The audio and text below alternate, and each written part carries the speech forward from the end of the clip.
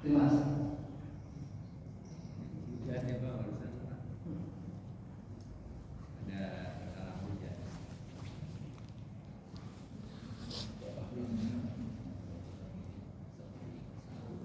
Ayo, duduknya di depan. Nah, di depan. Sini.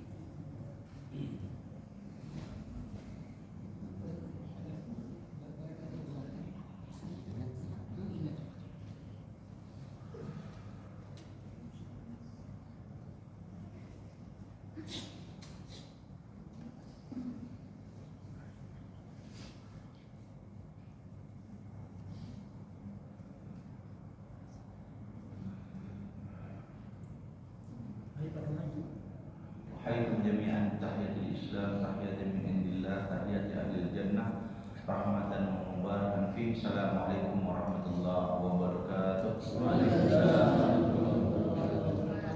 Alhamdulillah salatu wassalamu ala Rasulillah wa ala alihi sahbihi mawalah wa la haula wa la quwwata illa billah. Yang kita hormati dan kita muliakan Ketua DKM kita Pak, mohon maaf Pak belum tahu saya. Pak saya Sedang di jalan. Pak sedang jalan. Kalian belum pernah ketemu saya. Iya. Lalu siapa lagi? Takut saya sebut. RW ada RW. Ada RW mungkin. Iya, ada juga. Siapapun lah. Para asatis, para hujaj yang mohon maaf tidak bisa saya sebutkan namanya satu persatu, tidak mengurangi rasa hormat saya. Alhamdulillah ini malam ke-20 malam ke-27 ya? Malam ke-27 berarti salah satu malam ganjil juga ya? Bahkan kalau dalam salah satu riwayat kan Lailatul Qadar itu kan cuma dikasih clue-nya malamnya. Clue pertama 10 hari terakhir, clue kedua malam ganjil, clue ketiga yang lebih spesifik itu sampai disebut malamnya antara malam 25 atau malam 27.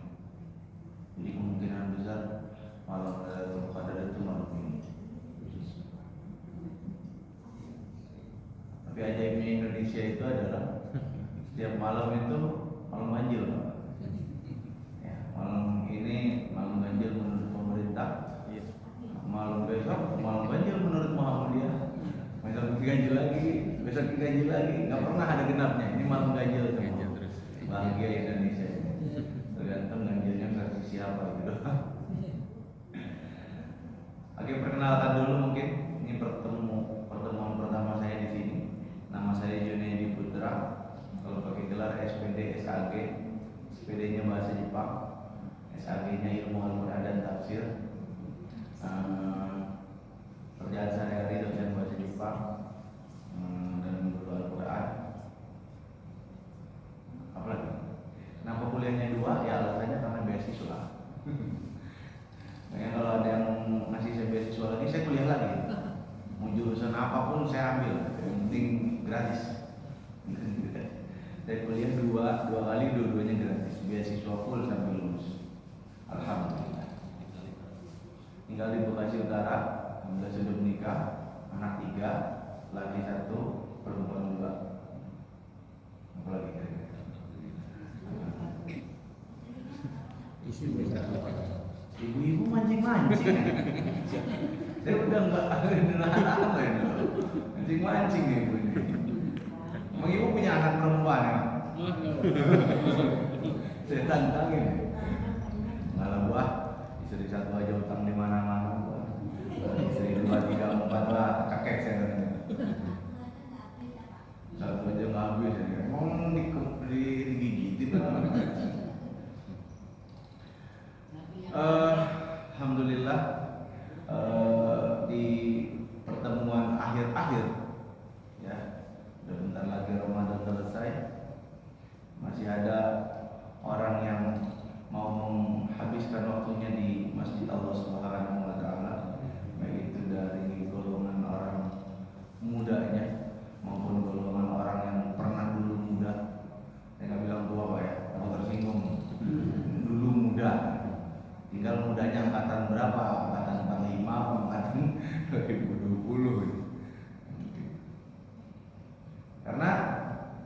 ada sebuah nasihat yang menarik sampaikan oleh Al-Imam Syuhaid Hasan al-Banna, seorang ulama ahli asal Mesir yang membantu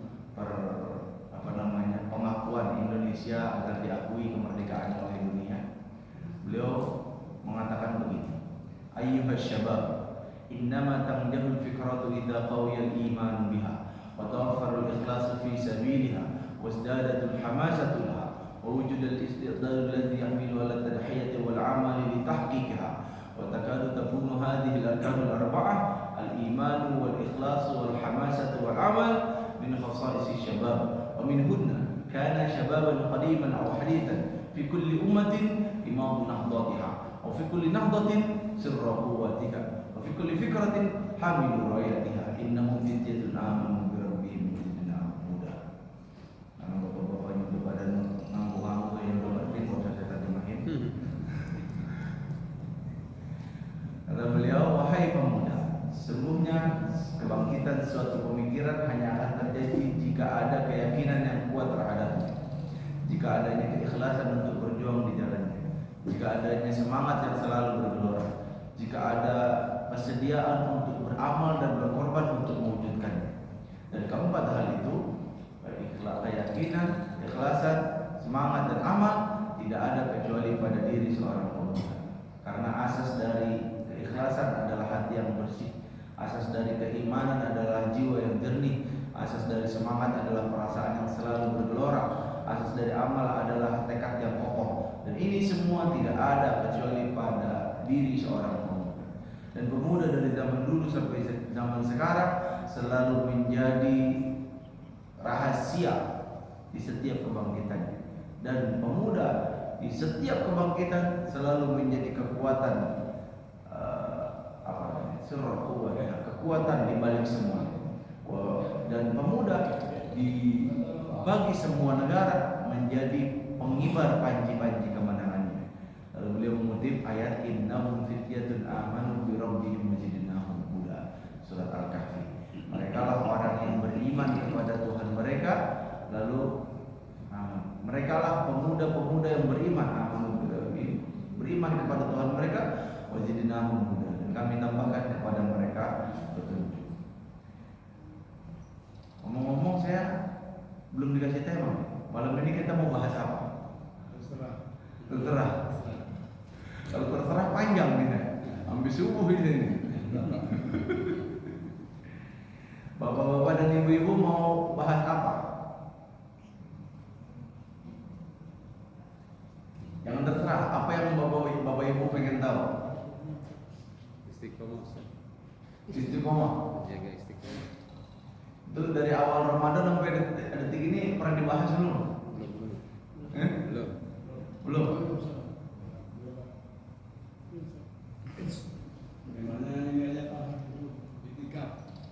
Namanya itikaf. Istiqomah. Istiqomah sama istiqomah. Lagi masa-masa. Biar termotivasi Pak Ustaz. Itikaf. Oke, dua-duanya kita bahas insya Allah ya. Oh iya, belum kasih tahu juga. Besok hari Kamis ya. Bagi bapak-bapak dan ibu-ibu yang punya radio, jangan lupa besok hari Kamis jam 4 sore dengerin saya di Radio Dakta. Saya ngisi kajian tafsir untuk remaja di Radio Dakta. Tapi untuk segala umur juga boleh dengar. Saya kan bukan remaja lagi, berarti nggak boleh dengar, boleh. Kajian tafsir untuk remaja di Radio Dakta jam 4 sampai jam 5 sore. Insya Allah setiap hari Kamis saya ngisi kajian tafsir di Radio Dakta. Kalau nggak punya radio, pakai YouTube. Streaming. Karena live streaming juga. Jadi di radio juga, lalu disorot juga pakai YouTube. Ketik aja Radio Dakta, nanti live streaming. Kalau nggak ngerti YouTube, pakai radio aja dah tuh. Nomor 107 FM, radio terkenal tuh di Bekasi. Kali-kali ini, Ustaz ini. Alhamdulillah saya juga dulu pernah ngisi ceramah di Istiqlal kajian maghrib, walaupun baru sekali akhir tahun 2021. Ya, pengalaman yang tak lupa. Oke, kita bahas yang pertama tentang apa tadi namanya? Iktikaf. Apa definisi iktikaf? Apa definisi iktikaf? Berdiam diri. Berdiam diri. Udah. Siapa? Kalau berdiam diri saja berarti orang di terminal juga iktikaf, orang di rumah juga iktikaf. Iktikaf itu artinya luzumul masajid biniyatin makhsusah. Apa artinya? Nah, lupa. Berdiam diri di masjid. Mantap, luar biasa ini Bapak yang satu ini. Berdiam diri di masjid dengan niat tertentu. Diniatin. Ya. Kalau cuma diam diri di masjid, niatnya cuma pengen dapat AC biar adem, itu bukan iktikaf namanya. Itu namanya ngadem. Tidur. Beda. Biniatin makhsusah, dengan niat emang niat pengen iktikaf. Ya. Iktikaf itu apakah harus dari malam sampai pagi? Nah, para ulama beda pendapat. Ada sebagian ulama yang mengatakan ya iktikaf itu ya lazimnya harus puasa, dan habis buka puasa iktikaf sampai besok pagi. Sebagian ulama, oh ini berarti ideal banget ini. Tapi ada sebagian ulama yang masih keringanan, ya nggak harus sampai nginep juga. Ya walaupun apa ibarat kata sholat Jumat datang agak pagi, lalu datang saya niat iktikaf sampai sholat Jumat selesai, lalu pulang ke rumah, itu juga dihitung iktikaf bagi sebagian ulama yang lain. Kalau saya ngambil dua-duanya pendapat.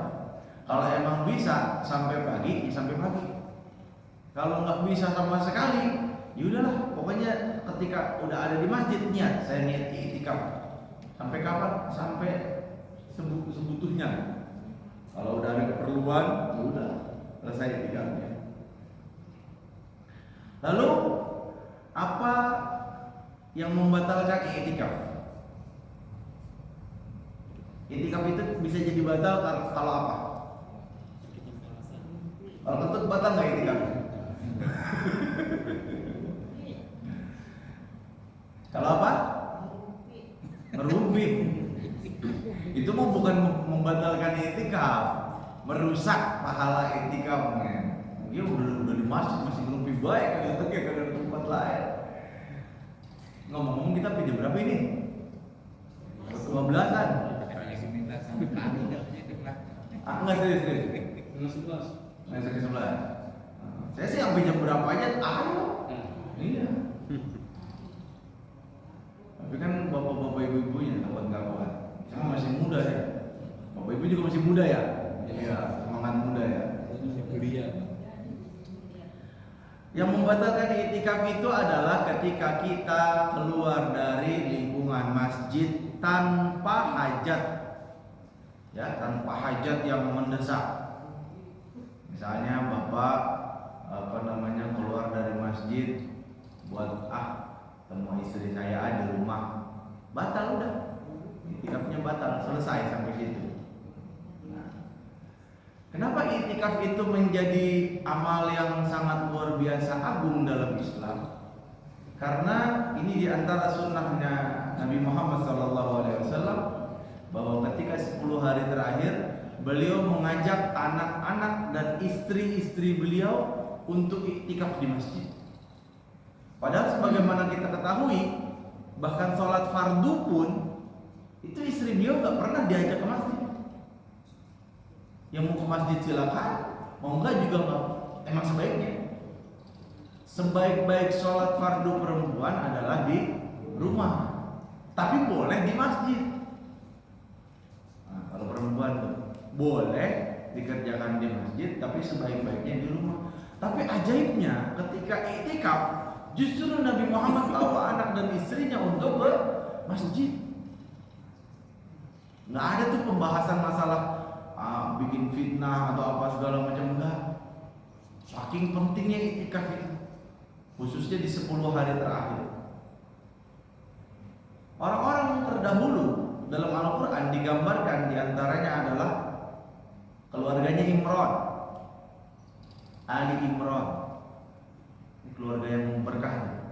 Keluarga yang disebut dalam Al-Quran ada Ali Imran, ada lagi keluarga Luqman. Berkah itu sampai disebut dalam Al-Quran. Kenapa kalau keluarganya Ali Imran sampai disebut oleh Allah dalam Al-Quran? Keutamaan mereka adalah iktikaf di masjid. Mereka punya tempat tersendiri untuk iktikaf. Ya. Bahkan kita pernah dengar ceritanya Nabi Zakaria yang kaget melihat siapa? Siti Maryam. Itu buah dari mana kok bisa ada? Kan kamu nggak keluar-keluar. Saya nggak tahu. Malaikat yang ngasih. Giliran musim kemarau muncul buah yang hanya muncul di musim dingin. Giliran musim dingin ada buah yang hanya muncul di musim kemarau. Itu menunjukkan bahwa Siti Maryam itu wali di antara wali-wali Allah. Jadi iktikaf itu amalannya para wali. Enggak sembarang orang yang bisa iktikaf. Ini kalau saya lihat nih, mohon maaf nih. Ini bapak-bapak ini wali semua nih kayaknya. Minimal wali murid. Santri. Minimal wali murid atau wali santri. Nah, hebat sedikit wali kota ya. Tapi jangan sampai ketangkep ya Pak ya. Jadi wali kota ketangkep enggak hebat juga ya. Jangan wali songo. Wali songo. Jadi amalan yang luar biasa. Tapi harus diingat bahwa sehebat apapun amalan kita dalam beriktikaf itu tidak menyebabkan kita lepas dari ujian dari Allah Subhanahu wa taala. Kita lihat kisahnya Nabi Isa lahir ke bumi itu kan dari seorang perempuan yang perempuan ini nggak pernah disentuh oleh laki-laki manapun, tiba-tiba hamil, ya? Emang itu tiba-tiba begitu tanpa ada respon dari siapapun?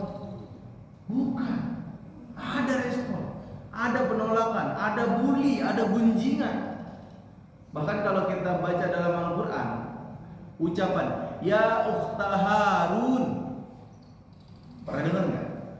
Ya ukhta Harun, wahai saudara perempuan Harun.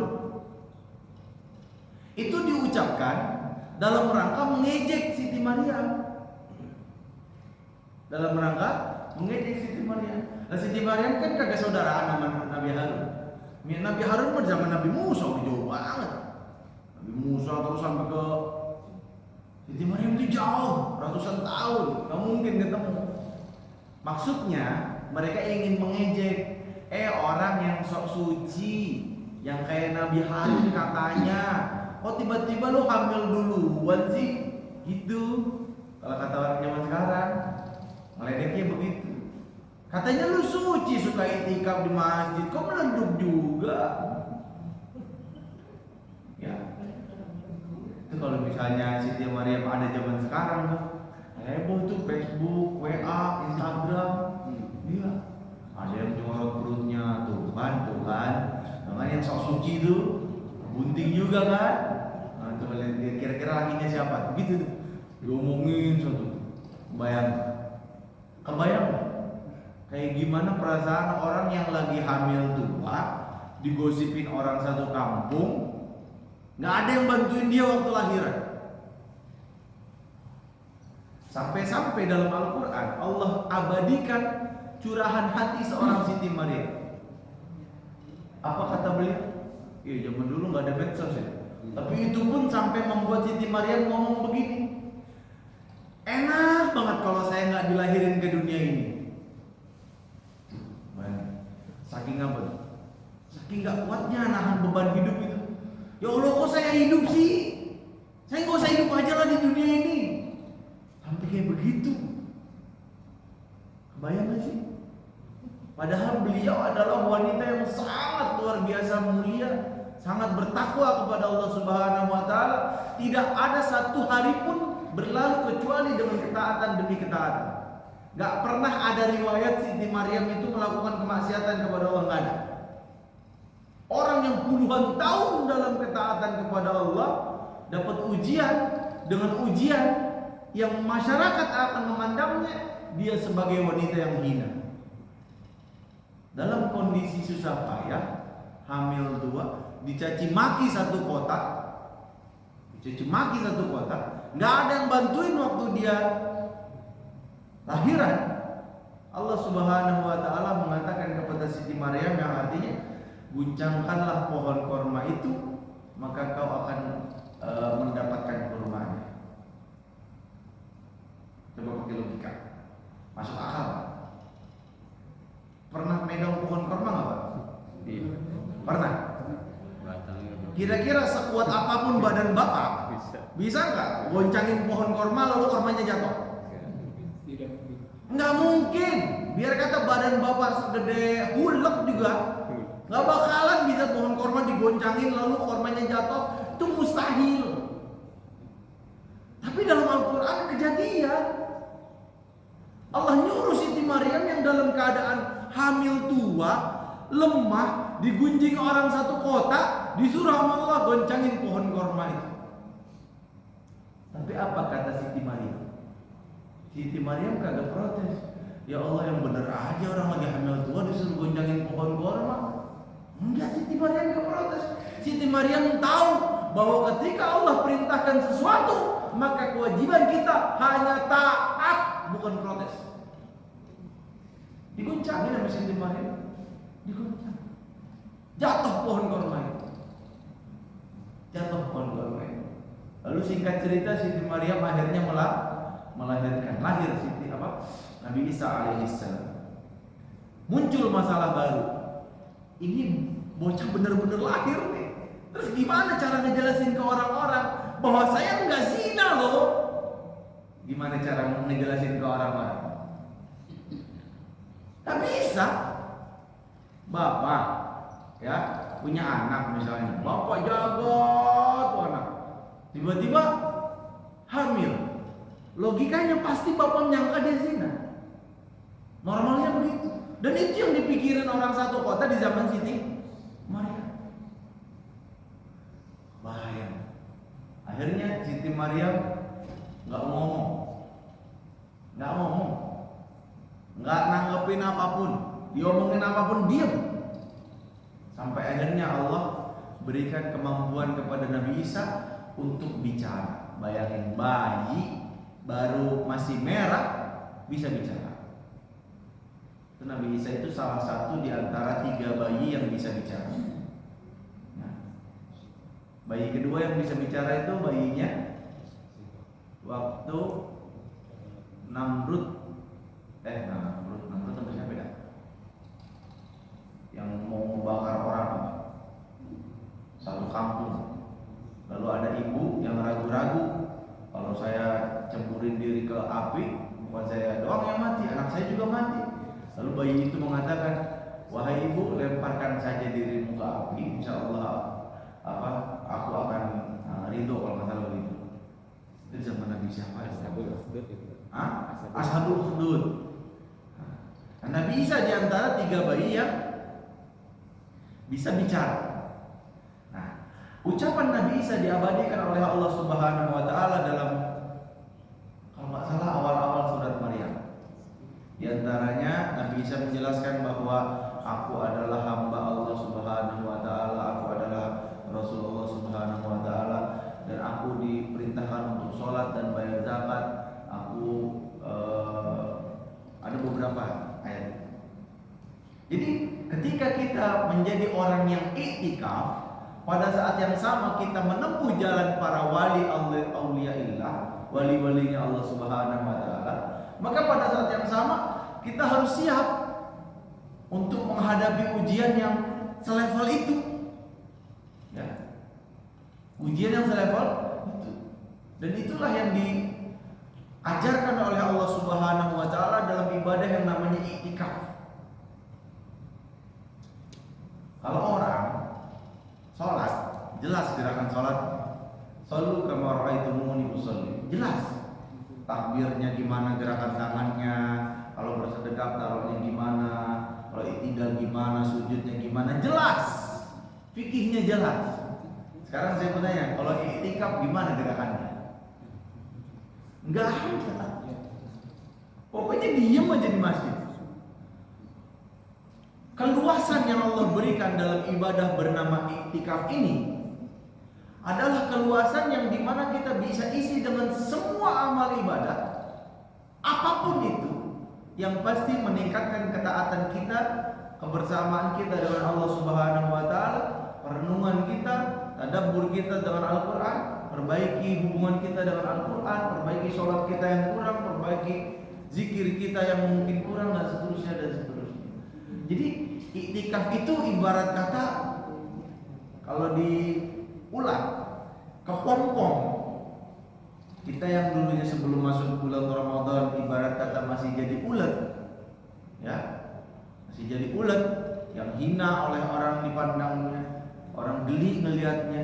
Tapi ketika kita berubah menjadi kepompong yang bernama Ramadan atau 10 hari terakhir dalam ibadah bernama i'tikaf, maka semua yang kita lakukan harus membuat kita outputnya adalah semakin dekat dengan Allah Subhanahu wa taala.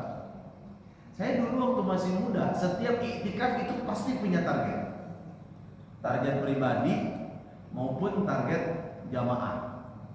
Kalau target jamaah ya berarti misalnya kalau ada program baca Quran bareng ya misalnya 1 juz. Tapi saya punya target pribadi. Misalnya Ramadan ini target saya khatam tafsir Ibnu Katsir. Udah. Sebelum Ramadan kerja, nabung, beli tafsir Ibnu Katsir. Masuk bulan Ramadan, udah itu aja udah kaji dari Al-Fatihah sampai An-Nas. Di bulan-bulan lain kita nggak sempet kaji kitab tafsir Ibnu Katsir, di bulan Ramadan sempet. Bertanya bapak-bapak, adik-adik, abang-abang, ibu-ibu, i'tikaf di masjid ini targetnya apa kira-kira? Sayang kalau nggak ada target. Kalau targetnya cuma mau khatamin Al-Quran, dari kemarin-kemarin juga kita tilawah 1 juz 1 hari. Ya paling kalau 10 hari terakhir kalau kaitannya masalah Al-Quran ya berarti paling tinggal nambahin doang. Tapi kalau misalnya nggak ada hal lain kok kayaknya sayang gitu. Kita lakukan hal yang nggak bisa kita lakukan di luar bulan Ramadan di 10 hari terakhir ini. Jangan bilang saya kan bukan ustaz, nggak perlu amat saya paham tafsir, nggak perlu amat saya paham sejarah Nabi, paham kita fikih dan seterusnya. Perlu. Apalagi laki-laki. Laki-laki harus jadi imam bagi anak dan istrinya, harus jadi teladan. Kalau kita dalam menjalani kehidupan nggak tahu ini dalilnya apa ya, kalau begini bimbingan Islamnya kayak gimana ya? Ya walaupun nggak dalam semua hal kita harus tahu, tapi paling nggak dalam mayoritas apa yang kita lakukan kita ngerti. Oh kalau saya begini nanti kayak begini. Oh saya dalam kondisi hidup kayak begini. Oh berarti lihat kisah hidupnya Nabi Ayub, Nabi Syuaib, Nabi Harun dan seterusnya. Dengan semakin banyak kita belajar ilmu, semakin banyak kebaikan yang Allah berikan kepada kita. Makanya kata Nabi Muhammad, man yuridillahu bihi khair yufaqihuhu fiddin. Barang siapa yang Allah kehendaki kebaikan padanya, maka Allah akan fakihkan dia dalam urusan agama. Jadi kalau bisa punya target. Atau di sini ada perpusnya. Ada tafsir Fizilalil. Apa tuh? Ibnu Katsir ya. Ya minimal kalau kita nggak punya kitabnya, ya kitab yang ada di masjid kita bacain satu-satu. Ya, biar kalau misalnya kita baca Al-Quran itu ada zauq, ada apa ya? Tes, rasa yang beda. Saya kasih contoh. Kalau baca surah Ali Imran ayat 100 berapa ya? 139. Coba cek nih. Takutnya saya salah. Kalau kita baca surah Ali Imran ayat 139, baca bleng lempengan begitu aja terjemahannya. Coba buka. Ali Imran surat ketiga ayat ke 139.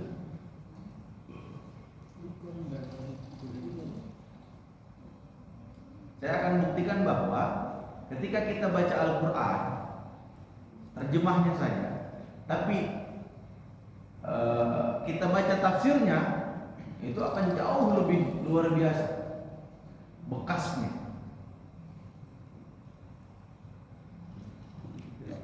Coba baca. Nama suratnya atau Ayatnya.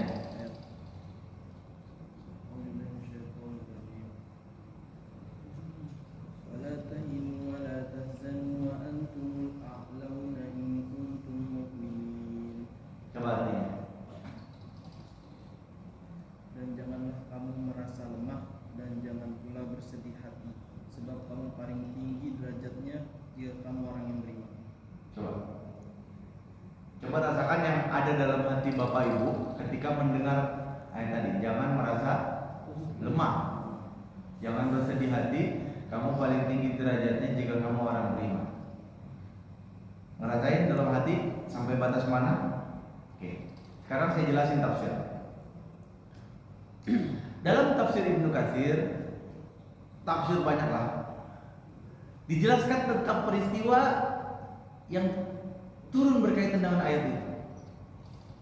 Ayat ini turun setelah Rasulullah Muhammad SAW dan para sahabatnya kalah telak dalam perang Uhud. Perang Uhud itu adalah perang balas dendam orang kafir Quraisy setelah mereka kalah telak dalam perang Badar Kubra khususnya. Bayangkan 313 orang yang enggak siap perang menghadapi 1000 orang kafir Quraisy yang bersenjata lengkap. Kok bisa kalah orang yang 1000 bersenjata lengkap? Gak masuk akal bagi mereka. Mereka siapkan segala peralatan, segala sumber daya alam, sumber daya manusia disiapin. Bahkan sampai orang yang ditugasi khusus untuk membunuh Hamzah bin Abdul Muttalib, yaitu Al-Wahsy yang dulunya kafir, yang di kemudian hari nanti masuk Islam, itu disiapin. Dan di internal umat Islam itu diporak-porandakan oleh kelakuan orang munafik yang dikepalai oleh Abdullah bin Ubay bin Salul. Bayangin, jumlah kaum muslimin sekitar 1000-an. Sekitar 1000-an. 300 diantaranya diprovokasi sama orang munafik ini pulang. Nah 1000 aja masih kalah jumlah sama orang kafir Quraisy yang siap setengah mati. Di Bukit Uhud 300 orang pulang. Kebayang gak perasaan Rasul dan para sahabat melihat musuh siap setengah mati, sementara internal 300 orang pulang. Gak kalah akal Rasulullah. Akhirnya Rasulullah Muhammad SAW menugaskan sekitar 50 orang untuk pemanah ada di Bukit Uhud. Rasul pesankan, jangan pernah kalian turun dari bukit ini walaupun kalian lihat kami mati dimakan oleh burung pemakan bangkai. Jangan pernah turun sampai kalian melihat musuh kembali ke kampung halaman mereka. Awal peperangan Rasul dan para sahabat alhamdulillah bisa menghalau kaum kafir Quraisy ini. Terdesak mereka, dikejar oleh kaum muslimin. Lalu apa yang terjadi? Pemanah yang ada di atas bukit Uhud melihat ghanimah di bawah. Mereka lihat, oh, perang udah selesai. Rasul udah ngejar. Buat apa lagi kita di atas? Mereka lupa pesan Rasulullah, jangan turun. Mereka kan baru mundur doang, belum pulang ke kampung halaman. Turunlah mereka. Hanya beberapa yang menasihati, jangan turun. Tapi mayoritas di antara mereka turun. Apa yang terjadi? Khalid bin Walid yang saat itu masih kafir melihat kesempatan itu, dia ambil satu kelompok dari pasukan kaum kafir Quraisy, dia balik ke belakang, dia ambil alih dari belakang bukit Uhud itu. Lalu apa yang terjadi? Di beberapa orang Islam pemanah yang ada di atas bukit Uhud syahid fisabilillah. Lalu diambil alih bukit Uhud itu. Orang kafir Quraisy melihat bahwa Khalid bin Walid ada di atas bukit Uhud. Saudara kita ada di bukit Uhud. Berbaliklah mereka. Kaum muslimin di antara pasukan Khalid bin Walid yang ada di atas bukit Uhud, sementara di sananya ada kaum kafir Quraisy, terdesak kaum muslim. Rasulullah Muhammad SAW jatuh di lubang yang dibuat oleh orang munafik. Lubangnya lumayan dalam. Pada saat itu terbunuhlah seorang sahabat yang mukanya mirip Rasulullah. Kalau saya nggak salah, namanya Mus'ab bin Umair. Kalau saya nggak salah, mirip Rasulullah. Lalu mereka bilang, Muhammad telah mati, Muhammad telah mati. Oh, ngedown para sahabat tuh, gimana ya Allah, Rasul sudah meninggal. Lalu Rasul bilang, enggak, saya masih hidup. Bangun Rasulullah bangkit. Melihat hal itu, kaum kafir Quraisy yang ada di sekeliling Rasulullah belum berusaha membunuh Rasulullah. Apa yang terjadi? Sahabat yang ada di sekeliling Rasulullah jadi tameng hidup. Jadi tameng hidup, jangan sampai Rasulullah dilukai sedikit pun. Tapi apa yang terjadi? Panahnya orang kafir Quraisy tembus masuk ke pipi Rasulullah. Bukan luka, bolong pipi Rasulullah. Patah 3 gigi Rasulullah. Luka berat gusi Rasulullah. Bayang. Setelah perang Uhud selesai, Hamzah bin Abdul Muttalib syahid, dadanya dibelah, jantungnya diambil, dikunyah oleh Hindun bin Utbah yang saat itu belum masuk Islam. Rasul melihat pemandangan itu, para sahabat melihat pemandangan itu. Dalam kondisi kalah perang, orang yang kita muliakan yaitu Hamzah bin Abdul Muttalib diperlakukan demikian rupa. Kebayang gak kondisinya kayak gimana? Dalam kondisi yang demikian, Allah turunkan ayat tadi, wala tahinu, jangan pernah kalian merasa hina, kalianlah yang mulia. Wala tahzanu, jangan kalian bersedih hati, kalian pasti akan Allah tolong. Wa antumul a'launa in kuntum mu'minin, kalianlah yang paling tinggi derajatnya jika kalian orang-orang yang beriman. Sekarang bandingin perasaan Bapak waktu tadi cuma baca terjemahannya sama waktu tadi udah paham tafsirnya. Beda apa sama? Beda. Banget beda. Apalagi kalau kitab tafsir yang kita baca itu beraneka ragam. Misalnya kalau mau belajar kitab tafsir, mbahnya tafsir, wah, itu Imam At-Tabari, baca tafsir At-Tabari. Itu tebalnya 2 meter. Tebalnya 2 meter. Harganya jutaan. 5 jutaan kalau saya nggak salah. 5 atau 4 jutaan. Mau yang lebih ringkas lagi, tafsir Al-Qurtubi. Tebalnya kira-kira 1 meter lebih, 1,5 meter. Jami tentang fikih, beliau kan ulama fikih mazhab Syafi'i. Imam Al-Qurtubi itu luar biasa pembahasan beliau. Atau lebih ringkas lagi, Ibnu Katsir. Kalau diterjemahin ya paling cuma 1 meter lah tebalnya. Tebal. Bukan panjangnya, tebalnya. Atau mau lebih ringkas lagi, boleh tafsir Bizilalil kontemporer atau tafsir Buya Hamka Al-Azhar. Ya. Atau mau yang paling ringkas, tafsir Jalalain. Nah, itu tafsir minimalis itu. Mau tafsir Jalalain kagak kelar juga, kelewatan banget itu. Tafsir minimalis itu. Singkat banget tafsir itu. Jalalain. Jalalain. Kalau kita buka tafsir Al-Azhar tentang ayat tadi, itu emang Buya Hamka itu udah sastrawan, penyair, ulama. Mantap.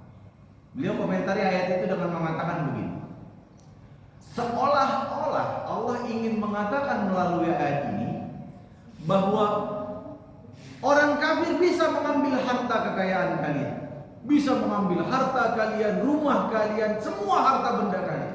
Bahkan mereka bisa merenggut nyawa orang yang terdekat dengan kalian, teman seperjuangan kalian. Tapi ada satu hal yang tidak bisa diambil oleh orang kafir dari diri kalian. Apa itu? Iman. Justru keimanan itulah yang membuat kalian bangkit dari keterpurukan, Iman itulah yang membuat kalian mulia di pandangan Allah Subhanahu wa taala. Iman itu adalah satu-satunya modal kalian untuk membangun peradaban yang dapat mengungguli peradaban-peradaban lain. Keren gak tuh ya hamba? Benar. Efeknya kan setelah perang Uhud, perang-perang lainnya kaum muslimin menang, kecuali perang Hunain. Perang Hunain itu kan karena orang-orang baru masuk Islam sombongnya. Kita jumlahnya 10.000 orang, pasti menang. Pasti menang. Menangan itu di tangan Allah, bukan di tangan kita. Kita cuma disuruh berusaha, nggak disuruh menang. Kita cuma disuruh berjuang, nggak disuruh berhasil. Ya. Jadi setiap iktikaf itu saran saya sih harus ada targetnya. Ya, atau minimal kita hatamin kitab fikih, Fathul Mu'in, ya Anatul Talibin, kitab fikih yang lain. Minimal Safinatun Najah masih nggak kelar-kelar juga. Safinatun Najah itu bisa segini, sekali duduk kelar. Atau kitab hadis, ya kita selesaikan Sahih Bukhari. Pokoknya kalau bisa masjid punya perpustakaan minimal. Perpustakaan minimal itu ada tafsirnya, yang minimal Ibnu Katsir. Ya, kalau tafsir ulama nasional ya Al-Munir, Imam Nawawi Al-Bandani, atau Al-Azhar, ya Hamka. Lalu minimal ada apa lagi? Sirah Nabawiyah. Jadi orang mabit sambil minimal apa lagi? Sahih Bukhari, ada Sahih Muslim, kitab fikih, mantep tuh. Nah, jadi kalau bapak-bapak muhsinin, ada yang punya kelapangan rizki, boleh tuh. Nanti bapak pergi ke Senen, nah, kan ada toko yang murah tuh. Beli, wakafin ke sini. Jadi setiap iktikaf, masya Allah, baca. Jadi iktikafnya bukan cuma mindahin tidur. Awalnya tidurnya di rumah, jadi tidur di sini. Kagak. Orang iktikaf itu melek, bukan tidur. Tidur itu kalau udah capek melek baru tidur. Bukan tidurnya diagendain, tidur jam 9 bangun subuh, bukan begitu. Konsep iktikaf bukan begitu. Konsep iktikaf itu kita melek di jalan Allah. Iya. Iktikaf itu kita melek di jalan Allah. Ada dua mata yang nggak akan pernah disentuh api neraka. Ini ada dalam kitab Tanbihul Ghafilin. Walaupun status hadisnya dhaif, tapi dhaif ringan dan insya Allah maknanya sahih. Yang pertama, mata orang yang menangis taubat kepada Allah Subhanahu wa taala. Itu mata nggak mungkin disentuh api neraka. Yang kedua, mata orang yang riba, berjaga di jalan Allah Subhanahu wa taala. Kalau konteksnya perang, ya ngejaga supaya negeri Islam tidak diserbu musuh. Tapi ini kan bukan konteksnya perang, berarti berjaga apapun di jalan Allah.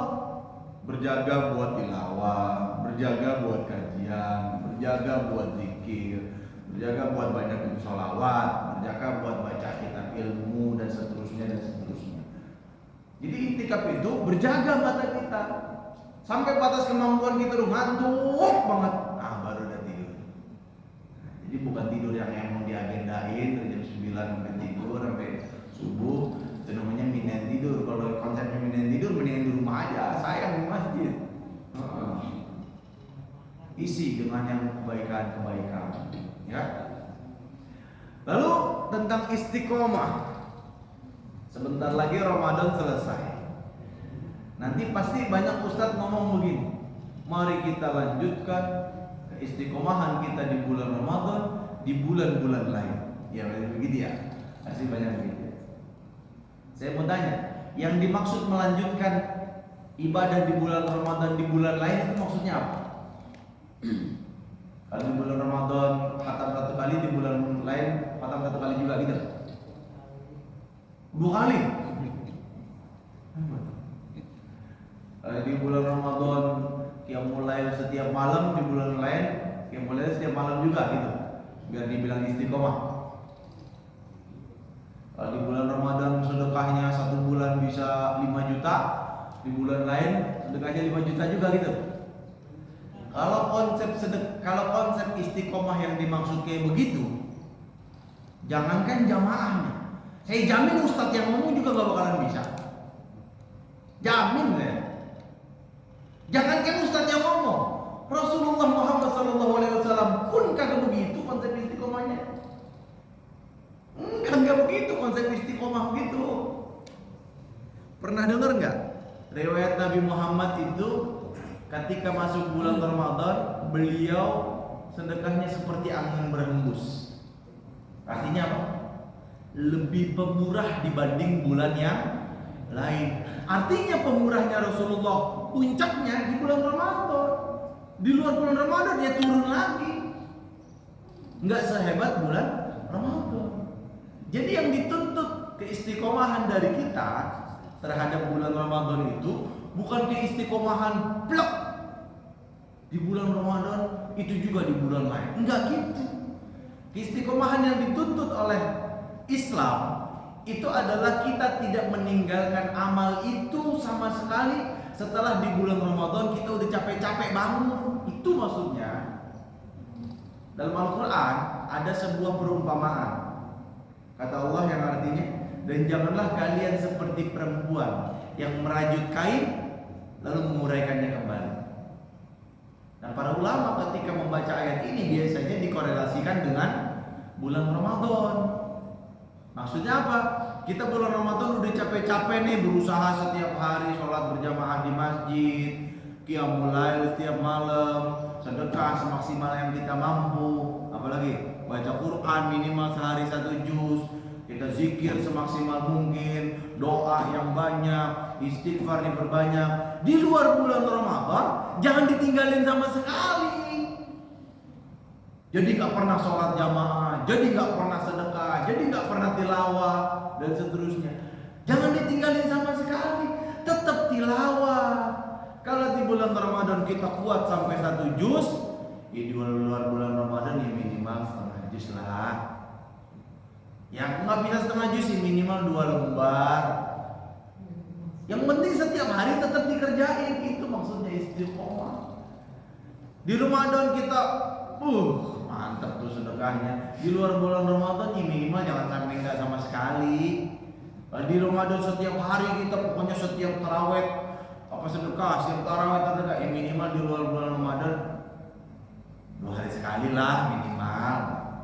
Atau kalau nggak setiap Jumat.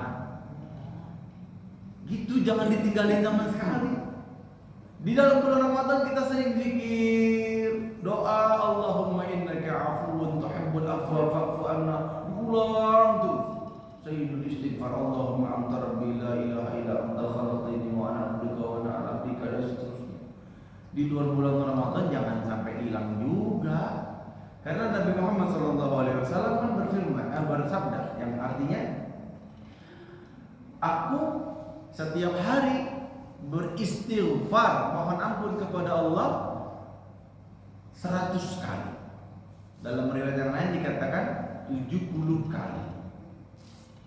Itu di luar Ramadan. Berarti tetap istighfarnya, zikirnya tetap, jangan hilang sama sekali. Jangan hilang sama sekali.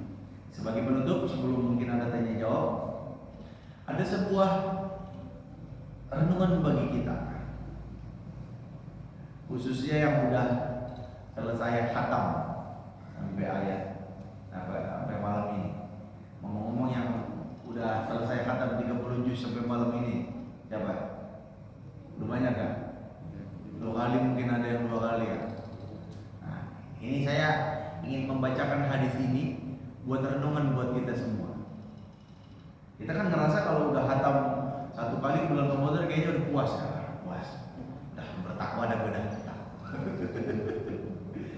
Coba kita berkaca sama sahabat Nabi.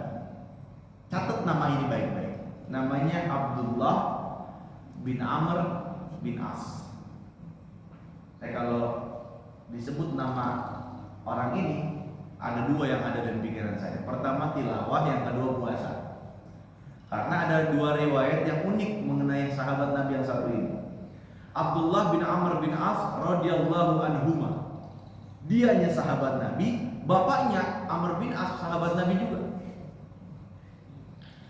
Keunikan beliau adalah, ntar silakan cari di kitab-kitab hadis, kan banyak tuh Maktabah Syamilah atau apa, tentang Abdullah bin Amr bin As. Tentang puasa dulu deh, puasa sunnah. Abdullah bin Amr bin As ini bertanya kepada Rasulullah, "Ya Rasulullah, saya suka puasa sunnah. Tolong perintahkan saya untuk puasa. Puasa apa yang perlu saya lakukan?" Rasul ngasih batas minimal. Puasalah 3 hari setiap bulan, yang kita sebut sebagai Ayyamul Bid. Tanggal 13, 14, 15 setiap bulannya. Ingat, bukan bulan Masehi loh ya. Bulan Hijriah. Bentar 13, 14, 15 Januari lagi. Enggak, bukan itu. Itu mah enggak sunnah. Yang sunnah itu setiap bulan Hijriah 13, 14, 15. Saya mampu lebih ya Rasul. Oh, kalau gitu kamu puasa Senin Kamis. Karena Senin itu hari kelahiran saya. Saya mampu lebih ya Rasul. Oh, kalau begitu kamu puasa Daud. Sebaik-baik puasa adalah puasa Daud. Sehari puasa, sehari enggak. Dan sebaik-baik nafkah adalah nafkahnya Nabi Daud. Karena dia tidak makan kecuali hasil kerja keras tangannya sendiri. Buat Nabi Daud loh ya. Tidak makan kecuali hasil kerja keras tangannya sendiri. Kita nggak mungkin bisa gitu. Ya nggak mungkin. Kita nanam padi sendiri gitu kan, panen sendiri. Kalau makan ikan harus itu nggak kuat gitu. Nabi Daud udah hebat. Tapi kalau riwayat yang lain, Abdullah bin Amr bin As ini mengomentari yang di masa mudanya dia pernah nanya ke Rasul. Di riwayat yang lain dia bilang gini, Rasul itu sangat bijaksana. Dulu waktu saya masih muda, saya minta ini dan itu ke Rasul, seolah saya mampu melakukan segalanya. Tapi sekarang ketika saya udah tua, saya udah susah mau puasa. Benar kata Nabi, udah 3 hari setiap bulan aja. Tapi semangatnya Abdullah bin Amr bin As. Nah, kaitan masalah tilawah, Abdullah bin Amr bin As juga ngomong, nanya ke Rasul, "Ya Rasul, ini nanyanya di luar bulan Ramadan ya? Bukan bulan Ramadan. Di bulan Ramadan entah kayak gimana lah ya. Di luar bulan Ramadan dia tanya, "Ya Rasul, berapa lama sebaiknya saya menghatamkan Al-Quran?" Kira-kira Rasul jawab apa? Hah? 1 bulan. Berarti 1 harinya itu di luar bulan Ramadan loh. Dan yang kita pahami Rasul itu adalah orang yang paling memudahkan umatnya. Berarti 1 bulan 1 kali hatam itu target minimal orang awam. Ya, target minimal orang awam. Bukan targetnya orang yang suka itikaf, bukan. Orang awam yang jarang ke masjid itu 1 hari 1 juz minimal. Abdullah bin Amr bin As nggak mau. Saya mampu lebih ya Rasul. Oh, kalau begitu kamu hatamkan dalam waktu 20 hari. Berarti 1 harinya 1 juz setengah. Udah banyak belum? Banyak kalau kata kita mah. Saya mampu lebih ya Rasul. Hatamkan dalam waktu 15 hari. Berarti 1 harinya 2 juz. Banyak apa dikit? Banyak kalau kata kita mah. Kata beliau masih dikit. Saya mampu lebih ya Rasul. Hatamkan dalam waktu 10 hari. Berarti 1 harinya 3 juz. Banyak apa dikit? Banyak kalau kata kita mah. Kata Abdullah bin Amr bin As masih sedikit. Saya mampu lebih ya Rasul. Oh benar-benar. Hatamkan dalam waktu 7 hari. Berarti 1 harinya 4 juz setengah. Oh, 4 juz setengah 1 hari Pak. Ada yang pernah 4 juz setengah 1 hari? Banyak apa dikit itu? Banget buat kita mah. Tapi apa kata Abdullah bin Amr bin As? Saya mampu lebih ya Rasul. Ini orang hatinya terbuat dari apa lah ya? Nah kalau kita bakal ke orang tua kita, misalnya bapak kita orang orang soleh misalnya nyuruh kita pokoknya kamu khatam sekian kali, kita mau pasti ngomongnya, ya banyakan dikitin apa? Ini mah kagak, tambahin apa ya Rasul? Tambahin. Rasul kasih penawaran terakhir. Khatamkan Al-Quran dalam waktu 3 hari, jangan sampai kurang dari 3 hari, karena nanti kamu nggak ngerti apa yang kamu baca. Berarti 1 harinya berapa juz? 10 juz. Oh iya. Kita baru 1 kali khatam udah berasa paling bertakwa satu kampung. Baca hadis ini ngeper langsung, ya Allah ternyata kita belum ada apa-apanya. Ya, makanya kata Nabi kalau urusan dunia lihat ke bawah, jadi kita sering syukur. Kalau urusan akhirat lihat ke atas, biar kita sadar siapa kita. Ya, makanya nggak heran Utsman bin Affan itu ngomong begini, orang yang dalam hatinya bersih itu nggak akan pernah kenyang dari baca Quran. Pengennya baca Quran, baca lagi, nggak pernah kenyang hatinya dari baca Quran.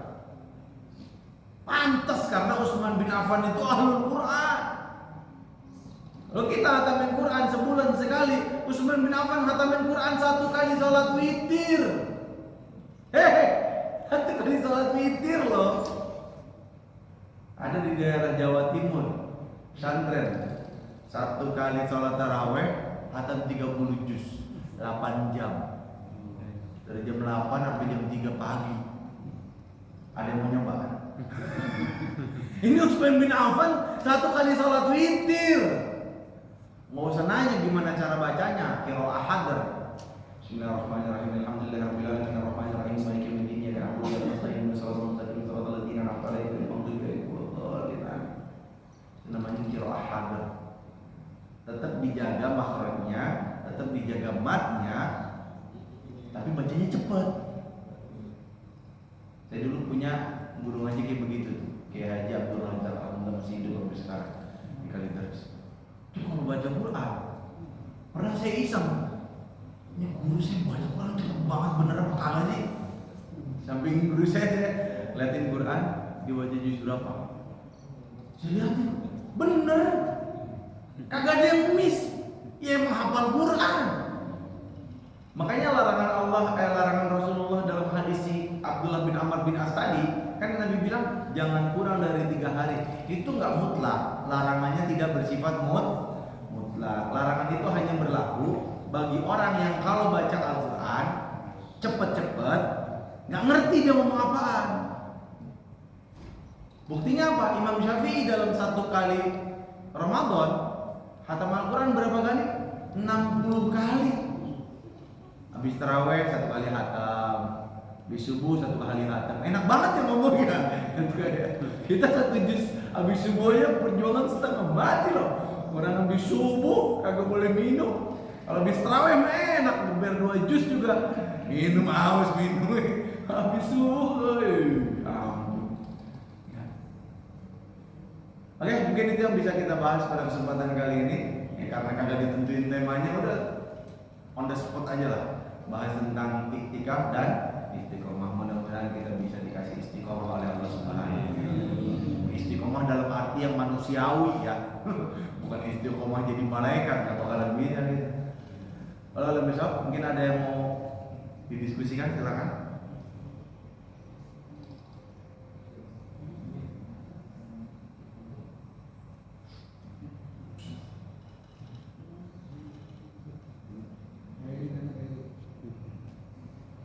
Jurusan saya ilmu Al-Quran dan tafsir. Jadi kalau pertanyaan sekitar tafsir ayat Al-Quran, insya Allah semaksimal mungkin saya bisa jawab. Tapi kalau tentang fikih, hadis atau lain-lain, kalau nggak saya nggak tahu, saya diam dah.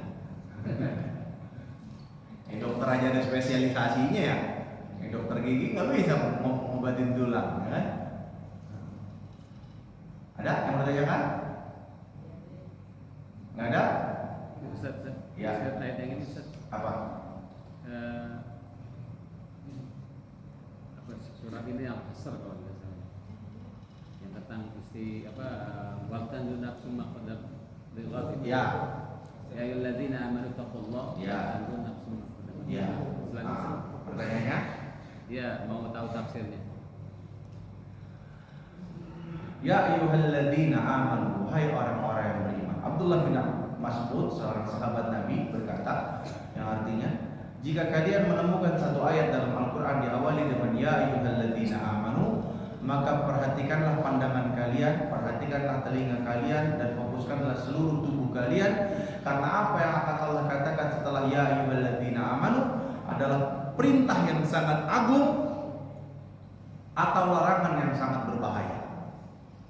Ya ayyuhalladzina amanu ittaqullah, takutlah kalian kepada Allah Subhanahu wa taala. Bertakwalah kalian kepada Allah Subhanahu wa taala. Ittaqullah ya ayyuhalladzina amanu wal tanzur nafsum ma qaddamat lighad. Wal wa dan lamnya lam amar dan wajib. Wal tanzur dan wajib bagi kalian untuk melihat, untuk memperhatikan nafsun, jiwa kalian, diri kalian, kepribadian kalian, sifat kalian, perangai kalian, ma qaddamat lighad, yang kalian sudah persiapkan untuk besok. Para ulama beda pendapat tentang kata besok, tapi mayoritas ulama menafsirkan yang dimaksud besok itu adalah hari kiamat. Jadi ketika dikatakan nafsun ma qaddamat lighad, artinya hendaklah setelah kita bertakwa kepada Allah Subhanahu wa taala, kita siapkan bekal kita sebanyak-banyaknya untuk menghadapi yang namanya kiamat. Wattaqullah, dan takutlah kalian kepada Allah, dan bertakwalah kalian kepada Allah.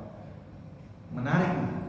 Satu ayat perintahnya sama dalam ayat yang sama. Ya ayyuhalladzina amanu ittaqullah.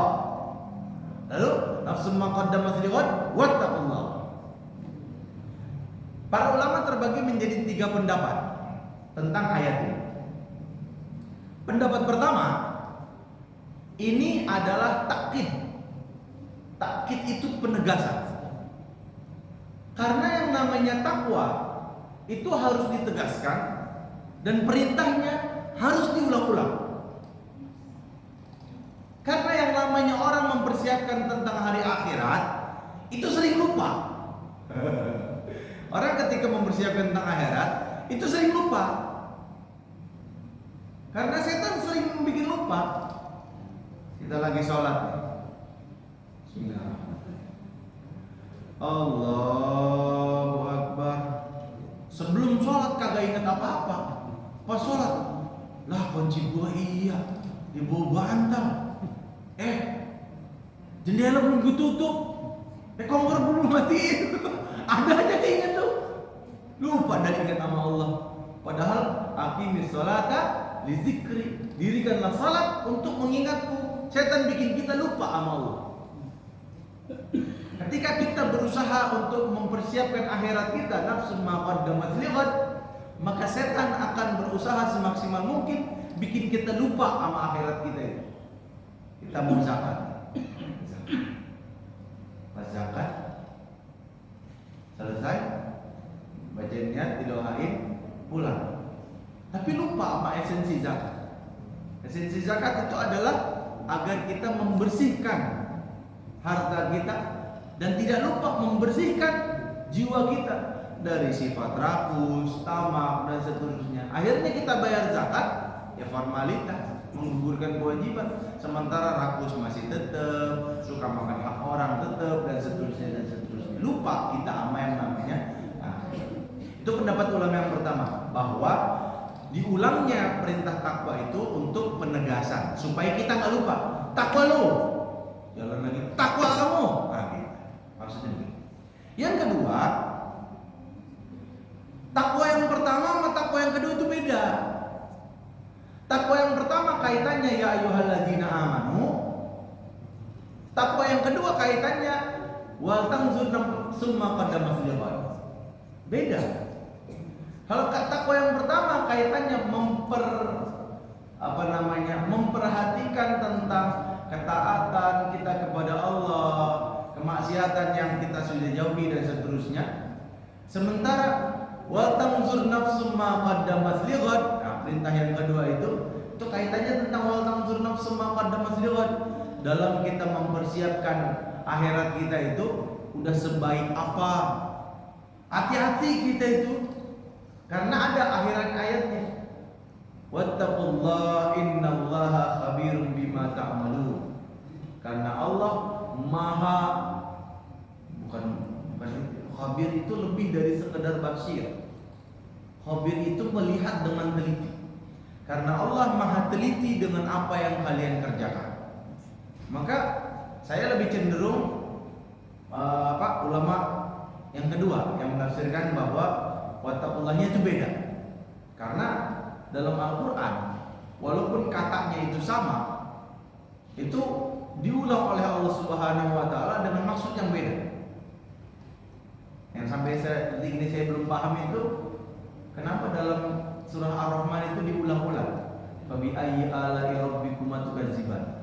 Yang saya yakin pasti fabi ayyi ala'i rabbikuma tukadziban yang pertama dengan yang kedua itu pasti beda. Dengan yang ketiga pasti beda. Dengan yang selainnya itu pasti beda. Cuma belum ada nih ulama yang menafsirkan sampai sejauh itu. Saya berharap nanti di antara ulama-ulama penghafal Quran, ahli tafsir dan seterusnya muncul ulama yang bisa menafsirkan itu. Nah, saya berharap. Saya pengen tahu, karena saya nggak berani nafsirin sendiri. Karena saya baru sebatas pembelajar tafsir, belum sampai derajat penafsir. Kalau pembelajar itu baca, pahami, sampein, baru itu doang.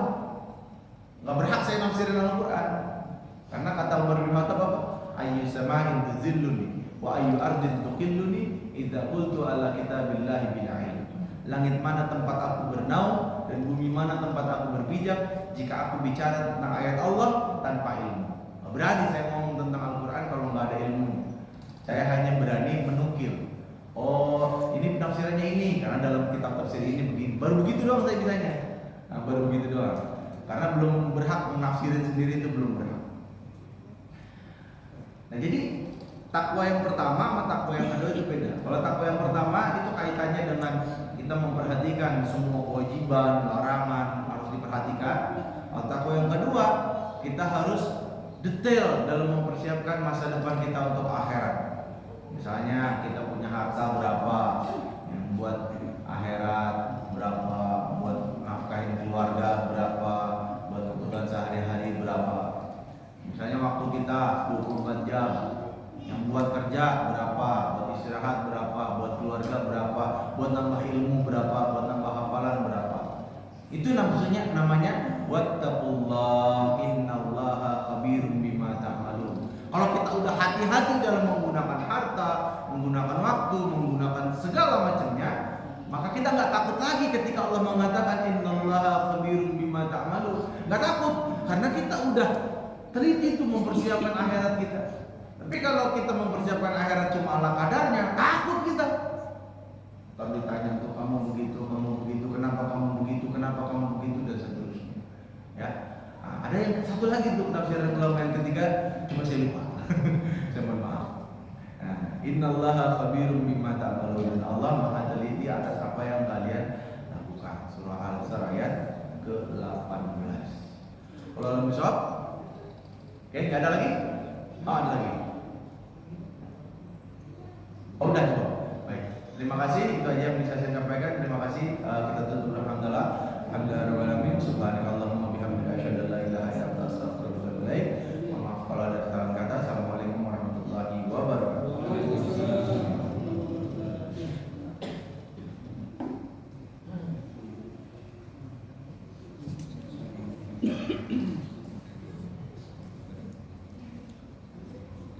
Ulang.